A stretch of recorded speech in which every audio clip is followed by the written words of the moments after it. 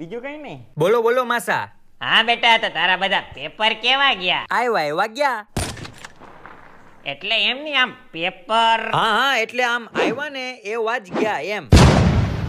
એટલે આમ પેપર સારા ગયા કે ખરાબ એમ બેટા, એમ પૂછું છું હું તને. એમાં શું છે માસા, કે જે વ્યક્તિ મને સારું લાગતું હોય એ તમને ખરાબ લાગતું હોય, અને જે વ્યક્તિ મને ખરાબ લાગતું હોય એ તમને સારું લાગતું હોય. ઉદાહરણ તરીકે મારા માસી. એવી જ રીતે જે પેપર મને સારું લાગતું હોય એ તમને ખરાબ લાગતું હા હોય, અને જે બેટા, પેપર મને ખરાબ સમજી ગયો. સમજી ગયા ને? હા બસ.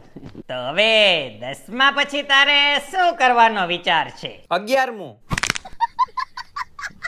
એટલે આમ તારે કઈ લાઈનમાં જવાનો વિચાર છે એમ પૂછું છું બેટા. સીધી.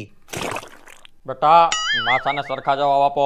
તી સરખા જવાબ તો આપું છું પપ્પા માસાને. એટલે તારે 11મા ધોરણમાં કયો વિષય રાખવાનો છે? જે સાહેબ ભણાવે ઈ. એટલે હું એમ પૂછું છું બેટા કે તારે 11મા ધોરણમાં સાયન્સ રાખવું છે, કોમર્સ રાખવું છે કે આર્ટ્સ રાખવું છે? એ તો રિઝલ્ટ આવે પછી ખબર પડે.